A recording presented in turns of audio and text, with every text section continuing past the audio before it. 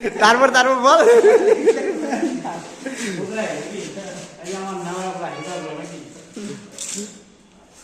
না এই মালটা ঢুকা এখন পাইপগুলা বার কর ড্রামগুলো হাঁটা এগুলা